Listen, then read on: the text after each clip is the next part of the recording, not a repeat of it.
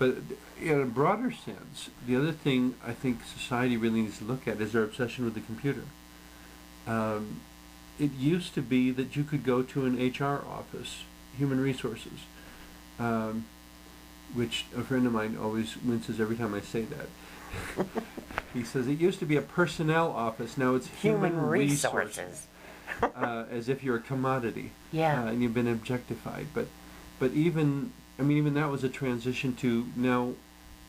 So much, perhaps the majority, of employment hiring is done online. Online. They will never see your face. Nope. They don't know what kind of person you are.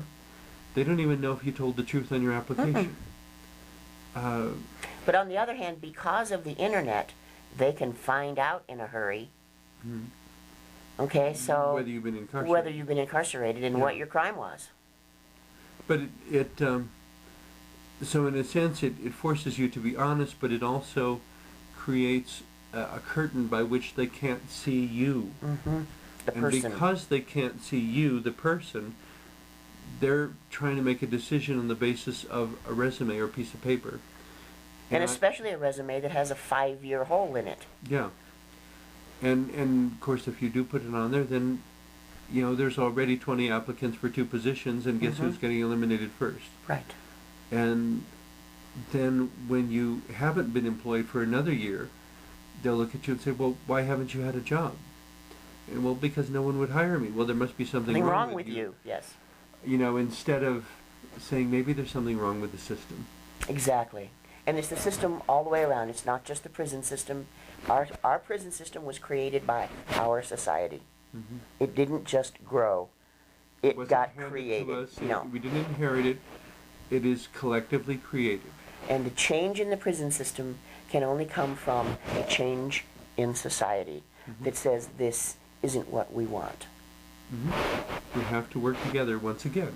That's right. And that, just for the good of all. We had to work together to create it. We have to work together to fix it.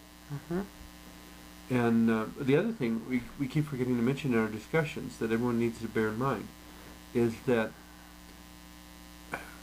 just by basic logic, people are being incarcerated, people are being released.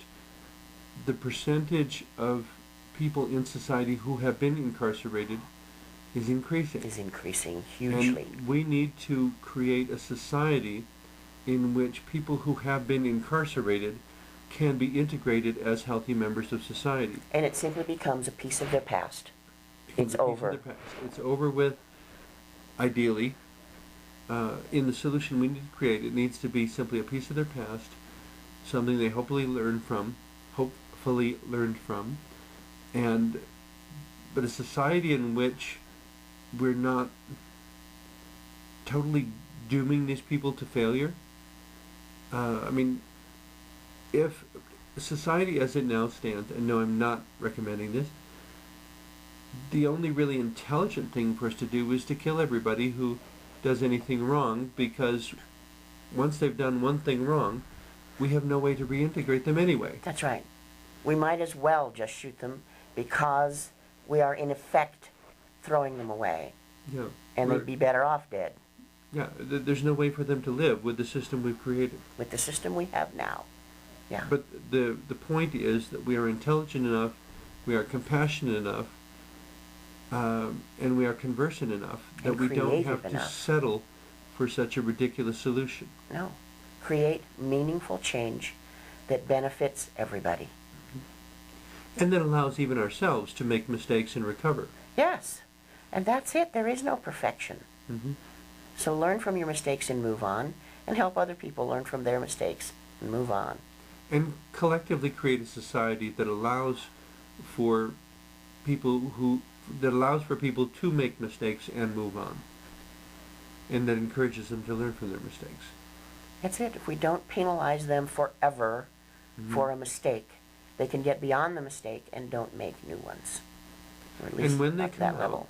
In their reentry into society, there needs to be a way that you can do at least food, clothing, and shelter.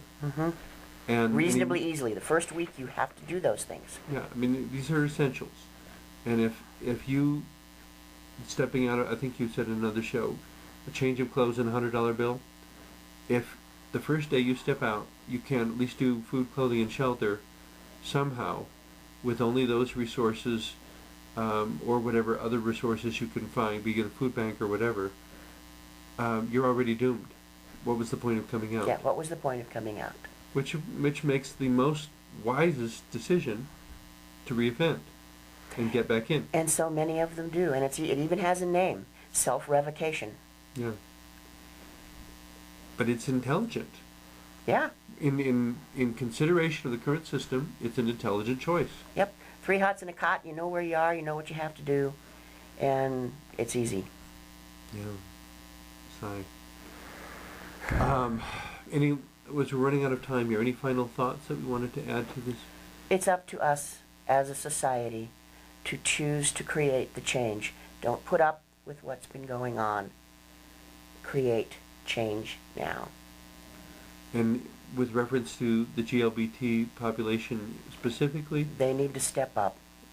They need to step up. We need to let them be who they are instead of telling them they have to be like us. Well, and absolutely, but if the GLBT community is saying, we can help you reintegrate, we're here for you. We're not going to ignore you. Just because I'm successful doesn't mean that I don't care about other GLBT right. who need help. Or at least, hey, it's okay, you can make it. Yeah.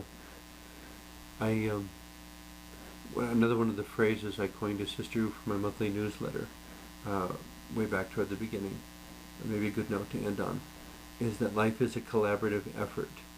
We all take turns being the one in need. Yes. Thank you so much for joining me today. Thank you, Sister.